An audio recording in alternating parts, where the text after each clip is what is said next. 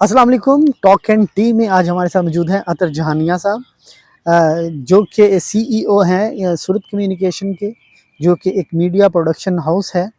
और माशाल्लाह बहुत खूबसूरत काम कर रहे हैं साउथ पंजाब में। और बेसिकली उनका जो काम है वो डॉक्यूमेंट्रीज़ हैं, कल्चर पे हैं, आर्ट पे हैं और ह्यूमन राइट्स पे हैं, हेरिटेज पे हैं। बहुत अच्छा काम कर रहे हैं, साउथ पंजाब के आर्ट और कल्चर को प्रमोट करने के लिए काम कर रहे हैं। अगेन बहुत सारा इनका काम है आर्ट को लेके। आज हम इन पे बात करेंगे कि पाकिस्तान में जो एक मीडिया का रोल है, मीडिया इंडस्ट्री का रोल है, वो किस तरह है। इसके साथ साथ बात करेंगे हम अपने कल्चर पे, आर्ट पे और आने वाली यूथ पे। तो जी वेलकम कहते हैं जी अतर जहानिया साहब, कैसे हैं आप? जी, बिल्कुल ठीक-ठाक, आप ठीक हैं? वेलकम टू, हम आपको एक दफ़ा फिर खुशामदीद कहते हैं। तो क्या चल रहा है आजकल? आप प्रोडक्शन से आपका मतलब बहुत गहरा ताल्लुक है और काफ़ी अरसे से है, माशाल्लाह बड़ा काम कर रहे हैं आप। तो बताएं कुछ, क्या प्रोजेक्ट चल रहा है आजकल? अभी बस मुख्तलिफ़ काम जो है हम उसको साथ मिला के चल रहे हैं, जिसमें पहली बात तो है कि म्यूज़िक पे काम कर रहे हैं। जी, जी, वो और देखा आपका काम, बड़ा खूबसूरत काम। और बेसिकली वो म्यूज़िक भी इस तरह से है कि हम म्यूज़िक को फ्यूजन कर रहे हैं, ख़ास तौर पर सराइकी म्यूज़िक को। सही, और सही। उसकी हमारा ये है कि जो सराइकी म्यूज़िक का जो अगला स्टेप बनता है, वहाँ तक हम भी थोड़ी-सी अपनी कोशिश कर लें। और उसके साथ जो है वो प्रोडक्शन है, उसमें डॉक्यूमेंट्री फ़िल्म्स की प्रोडक्शन है। डॉक्यूमेंट्रीज़ में हम काम कर रहे हैं, basically positive image of Pakistan, soft image of Pakistan पे बात कर रहे हैं। जो खूबसूरत बातें, जो खूबसूरत एग्ज़ाम्पल है हमारी सोसाइटी की, या ऐसे लोग हैं उनको रिकॉर्ड करते हैं जो पाकिस्तान के लिए या हमारी सोसाइटी के लिए एक खूबसूरत मिसाल है। खूबसूरत। अच्छा, ये चीज़ मैंने देखा काफ़ी अरसे से एज़ जो एक मीडिया का काम होता है, मीडिया के स्टूडेंट होने के नाते एक ऑब्ज़र्वर। तो ये चीज़ मैंने ऑब्ज़र्व की थी कि इस चीज़ की साउथ पंजाब में और इस हमारी साइड में ना थोड़ी-सी कमी थी, जो कि मैंने आपका काम देखा और जब आपसे मुलाकात हुई तो मुझे ये चीज़ का एहसास हुआ कि नहीं, इस तरह के बंदे हैं जो इस कमी को पूरा कर देंगे।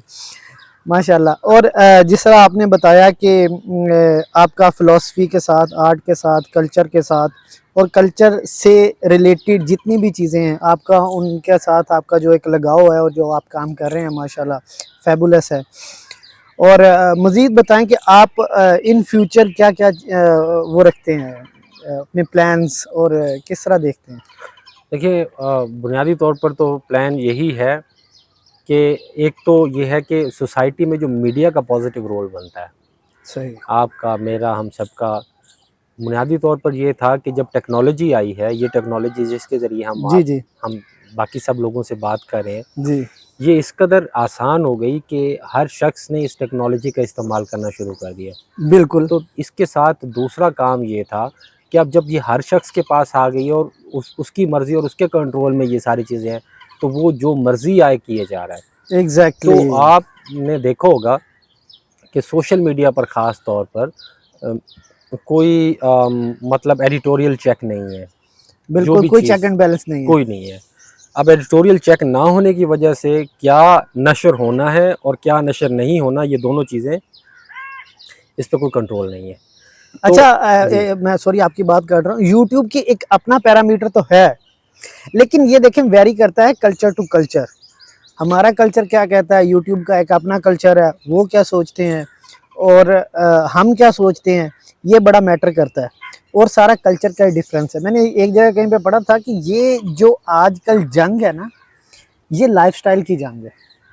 हर बंदा ये चाहता है कि जो मेरा लाइफ़स्टाइल है ना, ये प्रिवेल करे। हुँ, हर बंदा मेरे सोच के मुताबिक चले, मेरे नज़रिए पे चले। तो ये सारी चीज़ें हो रही हैं ना, और ये सारी सोशल मीडिया के थ्रू और जब से ये डिजिटल इरा शुरू हुआ है, इधर से चीज़ें ज़्यादा स्कैटर्ड हुई हैं। मैसिव ऑफ इंफॉर्मेशन है, लेकिन फ़िल्टर कोई नहीं है, ठीक है? जिस तरह अभी आपने बड़ी खूबसूरत बात की है, एक एडिटोरियल चेक कोई नहीं है, एक कल्चरल चेक कोई नहीं है और मेरे ख़्याल में बच्चों को बताने वाला भी कोई नहीं है। एग्ज़ैक्टली। ऐसे ही है कि मैं जो अर्ज़ कर रहा था वो यही है कि जब ये चेक नहीं है, तो फिर क्या है कि जो भी है आया जा रहा है। और जो आपने बताया कि यूट्यूब की एक अपनी पॉलिसी है, बिल्कुल। लेकिन बारहा दफ़ा हम कई ऐसी चीज़ों को रिपोर्ट करते हैं जो हमारे कल्चर या हमारे नॉर्म्स के अगेंस्ट हैं। बिल्कुल। लेकिन उसके बाद हमें एक ईमेल ये आती है कि जी ये हमारे स्टैंडर्ड्स के अगेंस्ट वायलेशन नहीं है, जो हमारे जो कम्युनिटी स्टैंडर्ड्स जो हमने वाजे किए हैं, जो कम्युनिटी गाइडलाइन वाजे की है, उसके अगेंस्ट नहीं है। तो वो सारा मवाद भी मौजूद रहता है और उसी एग्जैक्टली तरह से रहता है। सो हमारा बुनियादी तौर पे काम है कि एक तो हम आने वाली नस्ल को उसकी कल्चरल आइडेंटिटी से रोशनास कराएं कि उसकी कल्चरल आइडेंटिटी क्या है, उसका हेरिटेज बड़ी क्या है। खूबसूरत बात की आपने, क्योंकि किसी भी जो उसकी पहचान होती है ना, फर्स्ट ऑफ ऑल तो आपकी ज़ुबान है। हम वो भी ज़बान छोड़ते जा रहे हैं, हम पंजाबी से उर्दू पे आ गए हैं, उर्दू से इंग्लिश पे जा रहे हैं, इंग्लिश पे फिर हम लोग, जब हम इंग्लिश में चले जाएंगे, सारी चीज़ें इंग्लिश में होनी शुरू हो जाएंगी, तो ये ज़बान अगर बोली नहीं जाएगी तो बस फिर हम अपनी आइडेंटिटी खो देंगे। एग्जैक्टली यही है।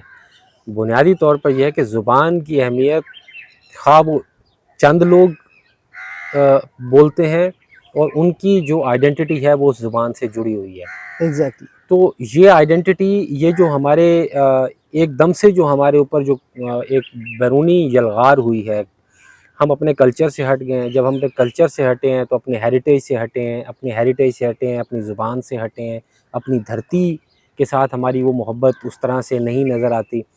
तो ये सारी चीज़ें जो हैं, ये जब एक दूसरे से हम मतलब अलग हो रहे हैं, तो ये जो हमारा दरमियान का जो सोशल फैब्रिक था वो ख़त्म होता जा रहा है। ऐसा ही है। सो हमारा काम है कि हम थोड़ा सा उस बुनत को मजबूत करने की कोशिश कर रहे हैं। हम अपने आर्ट पर, कल्चर पर, ड्रामा पर, डॉक्यूमेंट्री फ़िल्म्स के ज़रिए और डिफरेंट टूल्स जो हैं परफॉर्मिंग आर्ट के, उसके ज़रिए हम उसको मजबूत करने की कोशिश पहले भी करते आ रहे हैं और फ्यूचर में भी कर रहे हैं। अच्छा, आप बड़ी खूबसूरत बात की है, जिस तरह आप कोशिश कर रहे हैं, और बहुत ज़बरदस्त कोशिश है, और इंशाल्लाह ये आप कामयाब होंगे। इसी तरह मैं भी ही इज़ आल्सो, जो एक आर्मी होती है, पार्ट ऑफ दैट आर्मी, कि जो हमारी यूथ है, जेन जी है, जनरेशन जी जिसे बोलते हैं, उसको बताया जाए कि वो बेसिकली उनका कल्चर है क्या। बल्कि मैंने तो ये भी कोशिश की है, जितनी भी मैंने ये सेमिनार वगैरह या कॉन्फ्रेंसेस वगैरह अटेंड किए हैं, उसमें मैंने अपना जो एक पॉइंट ऑफ व्यू दिया है वो यही दिया है कि HEC को चाहिए, जिस तरह उन्होंने BS लेवल पे या मैट्रिक के बाद इंटर लेवल पे कोर्सेज पढ़ाए जाते हैं, पाक स्टडी है और है, सोशियोलॉजी है और सब्जेक्ट्स वगैरह हैं, इसके साथ साथ मीडिया लिटरेसी के 1 से 2 सब्जेक्ट ऐड ऑन करवाए जाएँ, जिससे स्टूडेंट्स को, चूँकि भले वो मेडिकल का है, आर्ट का है, इंजीनियरिंग का है, किसी भी फील्ड से है, लेकिन उसको पता चले कि करना क्या है। अभी रिसेंटली एक इंसिडेंट भी आपको देखने को मिला होगा, डीप फेक वीडियोस के हवाले से, AI किस तरह जनरेट कर देती है, और बड़ा फेमस यूट्यूबर है, उसकी वाइफ के हवाले से ये चीज़ें सामने आई हैं। अच्छा, इन सारी चीज़ों के होते हुए भी आप ये चीज़ को ऑब्ज़र्व करते हैं कि हाँ, माशरे में ये हो रहा है, लेकिन आप उसको कंट्रोल नहीं करते। देखिए आप और मैं कंट्रोल कर ही नहीं सकते। टेक्नोलॉजी जिस कदर तेज़ी से आम बंदे की रसाई एक्सेस तक में जा आ रही है, तो आप और मेरा काम ये बनता है कि हम एथिक्स पर मैक्सिमम बात करें। एग्जैक्टली हम उनके जो कवायद व ज़वाबित हैं उनके ऊपर मैक्सिमम बात करें। सही सही और सही। ये है कि शायद 100 में से 10 लोग को हमारी बात समझ आ जाए और उनमें से कोई शायद 2-4 लोग ऐसे हों जो उन पे अमल करना भी शुरू कर दें। एग्जैक्टली ये आपका और मेरा रोल बनता है। बिल्कुल इसी तो तरह। हम मतलब जो वो काम है, देखें आपने देखा होगा कि बहुत सारी सोशल मीडिया ऐप्स पर पाकिस्तान के अंदर, हमारे मुल्क के अंदर बैन भी लगा है, लेकिन जी लोगों ने उसका इस्तेमाल तर्क तो नहीं किया। बिल्कुल नहीं वो किया। डिफरेंट और टूल्स से उसको हाँ, एक्सेस कर रहे हैं एक्सेस कर रहे हैं, लेकिन और वो बाज नहीं आए। हाँ वो, तो लिहाजा अगर जिन चीज़ों का हमें पता हो, उन एथिक्स को हम जो है अपनी सोसाइटी के अंदर सही से पहुंचा देते हैं, तो फिर शायद इन चीज़ों के बैन लगाने की ज़रूरत नहीं होगी। हर बंदे को एग्जैक्टली अपनी ज़िम्मेदारी का पता होगा कि मेरी ज़िम्मेदारी क्या है। एग्जैक्टली और एग्जैक्टली। इसमें जो है साथ साथ मैं एक चीज़ ऐड करूँगा कि इसमें सिविक एजुकेशन बहुत ज़्यादा ज़रूरी है। हम मुआशरे में रह रहे हैं, जिस मुआशरे में रह रहे हैं, जिस मुल्क में रह रहे हैं, उस मुल्क में शहरी के रहने के असूल, कवायद, ज़वाबित क्या हैं? एक बहुत शहरी ज़्यादा की ज़रूरी। ज़िम्मेदारी क्या है? अच्छा, शायद मुझे लगता है तर भाई, ये आपके और मेरे कहने से इतना इम्पैक्ट ना पड़े, जितना इम्पैक्ट मुझे लगता है आपकी स्कूलिंग और आपके पेरेंट की तरफ से होता है। अभी तकरीबन पाकिस्तान में जो ज़्यादा ट्रेंडिंग पे जा रही है वो है कि ए फैमिली व्लॉगिंग। घर में जो कुछ हो रहा है, जैसे हो रहा है, जो कुछ भी हो रहा है वो आप सोशल मीडिया पे डाल रहे हैं और आप अर्न कर रहे हैं। मतलब कि आपको पैसा इतना ज़्यादा इम्पोर्टेंट है कि आपकी मोरल और फैमिली वैल्यूज़ पीछे रह गई हैं। द थिंग इज़ दैट आपको क्या चाहिए? पैसा। तो ये हमारी आने वाली जारी सी बात है, पैसा किसको नहीं चाहिए? आपको भी चाहिए, मुझे भी चाहिए। द थिंग इज़ दैट कि ये सारी चीज़ें हमारी जो आने वाली जनरेशन है ना, उसको बहुत ज़्यादा एक्सप्लॉइट कर रही हैं। अभी तो चीज़ें किसी हद तक कंट्रोल में हैं कि कंटेंट में कुछ ऐसी चीज़ें हैं जो कि नहीं दिखाई जा रही। मुझे लगता है आने वाले चंद सालों में ये भी मिनिमाइज़ होती जाएंगी। हमारी जो थोड़ी बहुत सेंसर रह गया है या थोड़ा बहुत हमारा कंट्रोल रह गया, ये भी मिनिमाइज़ होता जाएगा। जी देखें, जो फैमिली व्लॉगिंग की बात की है आपने, ये इंडिया में बहुत ज़्यादा इसका ट्रेंड है और जी। इंडिया में ये बहुत पहले से शुरू हो गई थी। जी, जी, जी। और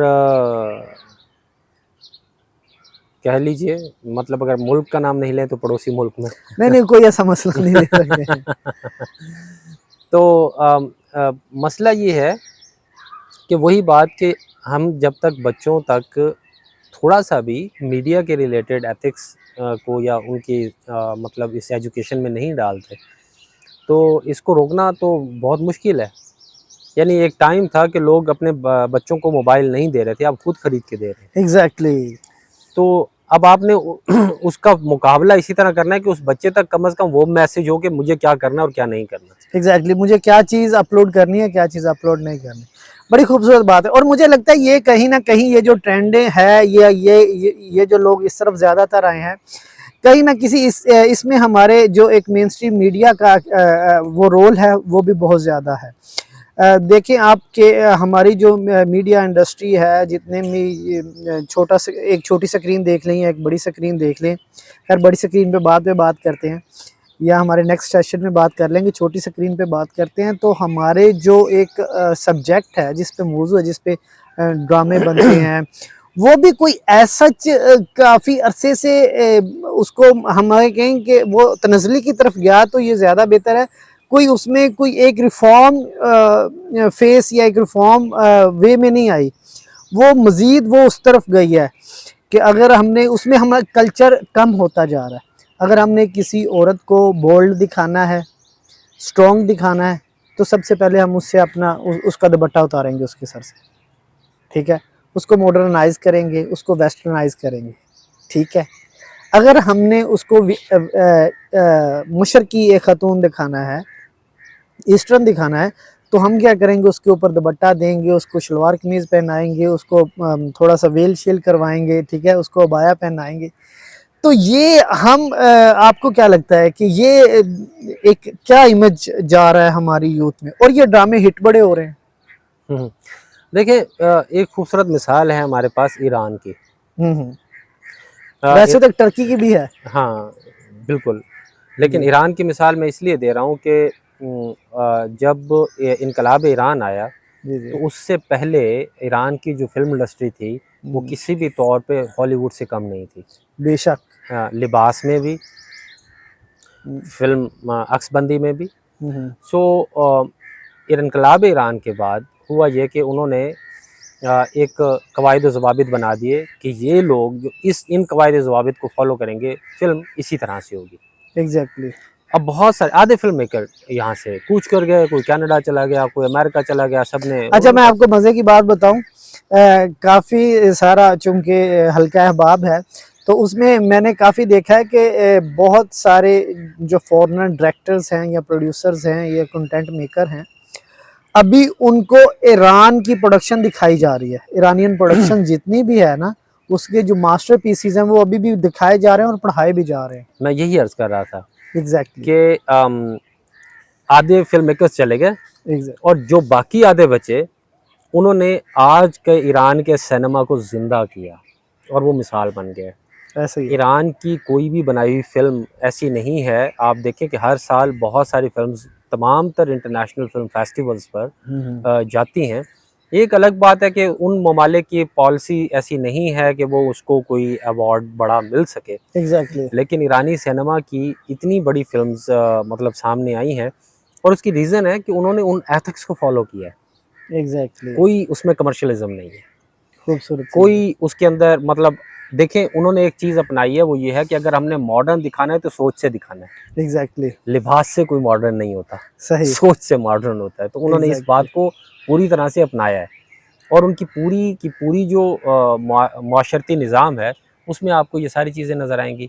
अब वहाँ पर आपको जो है व्लॉग्स भी नज़र आएँगे, या आपके सोशल मीडिया का इस्तेमाल भी नज़र आएगा, तो वो उन एथिक्स को फ़ॉलो करते हुए आएगा। बिल्कुल ऐसा ही है। तो बहुत सारा प्रोपेगेंडा भी होता है। वो कहते हैं कि जी ईरान में आज़ादी नहीं है, लेकिन अगर आप आज भी यूट्यूब के ऊपर सर्च करें तो बहुत सारे लोगों ने उधर व्लॉग्स किए हुए हैं। अच्छा, इस तरह की आज़ादी अगर हम बात करना शुरू कर देंगे, फिर वो चाइना में भी नहीं है, रशिया में भी नहीं है, लेकिन they are very developed countries, और वो उन्होंने अपने मोरल वैल्यूज़ को पकड़ा हुआ है, और वो तरक्की भी कर रहे हैं, ऐसी बात नहीं है। लेकिन द थिंग इज़ दैट कि हम आधा तितर और आधा बटेर हो चुके हैं। जी हाँ। हम ना उधर के रहे हैं ना इधर के रहे हैं वाली बात है, हमने उनको फॉलो करना शुरू करें। अच्छा, एक और बड़ी चीज़ डोमिनेट की जा रही है कि मीडिया इंडस्ट्री से या जितने भी ये प्रोडक्शन हाउसेज हैं, इनसे बात की जाए कि भाई 2-3 ही हैं पाकिस्तान में जो ज़्यादातर ड्रामे बना रहे हैं, इनसे बात की जाए। और एक तो ये कहते हैं कि भाई अवाम देखना ये चाहती है कि अवाम देखने, मैं ये अक्सर इल्ज़ाम अवाम को देना है। हाँ जी, अच्छा। एज यूजुअल जिस तरह दिया जाता है, और मैं अक्सर ये बात करता हूँ कि नहीं, ऐसा नहीं है। जिस तरह इमरान खान ने बोला था कि आप अर्तुगरुल देखो, वो जो एक टर्किश बेस्ड ड्रामा है, तो मुझे लगता है उसके बाद उसका एक रिकॉर्ड कायम हुआ, पीटीवी ने भी चलाया और बहुत सारे लोगों ने इसे अर्न भी किया अपने सोशल मीडिया पे या यूट्यूब चैनल बना के उसको अपलोड करके। तो ट्रेंड आप दिखाने वाले बने, आप थोड़ी सी कर्ज पैदा करें अपने अंदर, आप एजेंडाज पे ना चलें कि आपका बेसिकली मिशन क्या है। बेसिकली मुझे ये लगता है एक थ्योरी है नॉर्मलाइज चीज़ें करने की। तो ये आहिस्ता आहिस्ता ये जो चीज़ें बढ़ रही हैं ना, तो ये चीज़ें हमारे सोसाइटी में नॉर्मलाइज हो रही हैं कि हमें बाद में इतना ज़्यादा इम्पैक्ट नहीं पड़ेगा। वो जो एक कल्चर था ना हाउ हाई वाला कि ये क्या है या ये क्यों हो रहा है, अब वो उस पर बात नहीं होती। बिल्कुल ऐसे है। तो वो हमारा सोशल कल्चर तबाह हुआ। फिर उसके साथ साथ अब हमारा फैमिली जो एक कल्चर है या एक फैमिली बॉन्डिंग है, वो भी बहुत डिस्टर्ब हो चुकी है। मुझे लगता है कि मीडिया का जो एक रोल है, सारी जिम्मेदारी कहीं ना कहीं जो एक आउटपुट है दिखाने के लिए, वही है। देखिए, मैं ये इस आपकी जो पहली बात थी कि लोग क्या देखना चाहते हैं, हम्म प्रोडक्शन हाउसेस यही कह रहे हैं कि लोग यही देखना चाहते हैं। मैं ये कहता हूँ कि जब ये प्रोडक्शन नहीं हो रही थी उससे लोग क्या देखना चाह रहे थे। एग्जैक्टली